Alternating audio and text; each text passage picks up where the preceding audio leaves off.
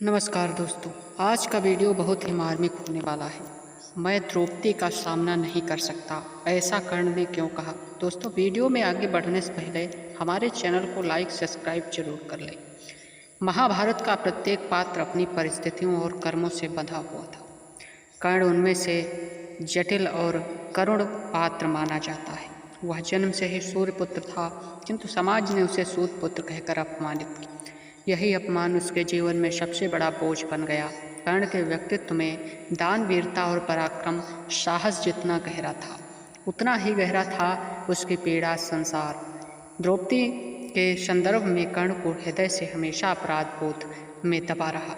इसी कारण कई अवसरों पर उसने कहा, मैं द्रौपदी का सामना नहीं कर सकता। द्रौपदी स्वयंवर में कर्ण भी उपस्थित हुआ था। वह एक महान धनुर्धर था, जिसे अपने अनेक बार युद्धभूमि में अपनी क्षमता सिद्ध की थी। लेकिन जब उसने धनुष उठाने का प्रयास किया, तब द्रौपदी ने उसे अपमानित करते हुए कहा, मैं सूतपुत्र से विवाह नहीं करूँगी। यह वाक्य कर्ण के हृदय में चीर गया। उसने उसी दिन द्रौपदी के उसके हृदय में ऐसी स्मृति बन गई जिसे वह चाहकर भी भूल नहीं सका।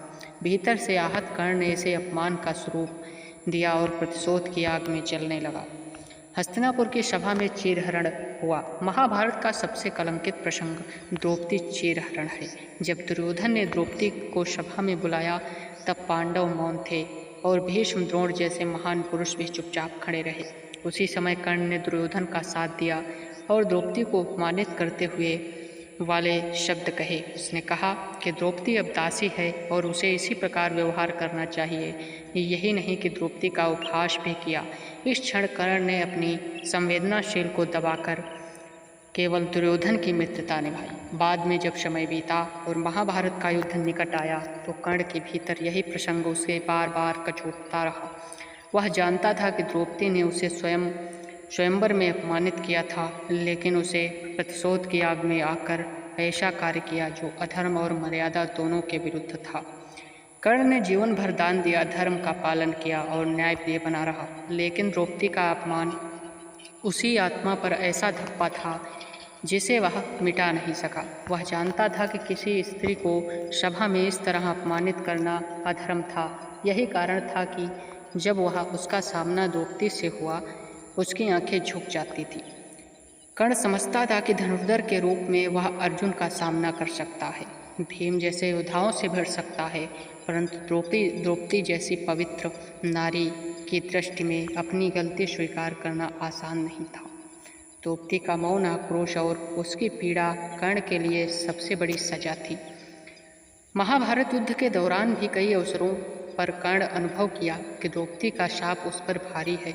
उसने स्वीकार किया कि द्रौपदी के आंसू और उसकी पीड़ा का प्रतिशोध स्वयं भगवान भी नहीं रोक सकते। इसलिए जब उसने पूछा गया कि द्रौपदी का सामना क्यों नहीं कर पाता, तो वह कर्ण ने कहा, क्योंकि मैंने उसे गहरा दुख दिया है। मेरे सारे पराक्रम, दान, वीरता भी उसे अपराध बोध को धो नहीं सकते। दोस्तों, कर्ण का जीवन एक त्रासदी था। वह महान योद्धा था, किंतु समाज में सूतपुत्र कहकर अपमानित किया गया। द्रौपदी के प्रति उसके हृदय में अपमान और अपराध बोध का मिश्रण रहा। स्वयंवर का अपमान, सभा का धर्म, दोनों मिलकर उसके लिए ऐसा बंधन बन गए जिसे वह तोड़ नहीं सका। इसलिए कर्ण ने स्वीकार किया, मैं द्रौपदी का सामना नहीं कर सकता। यह वाक्य उसकी महानता और उसकी कमजोरी दोनों को दर्शाता है। महानता इसलिए कि उसे अपनी भूल को पहचाना, और कमजोरी इसलिए कि वह रहते समय को उसे रोक न सका। इस प्रकार द्रौपदी का सामना न कर पाने का कारण केवल उसका व्यक्तित्व अपराध बोध था, जो जीवन भर उसकी आत्मा पर बोझ बना रहा। दोस्तों, आज का वीडियो इतना ही। मिलते हैं आपको अगले वीडियो में। तब तक के लिए देखते रहिए और चैनल को लाइक सब्सक्राइब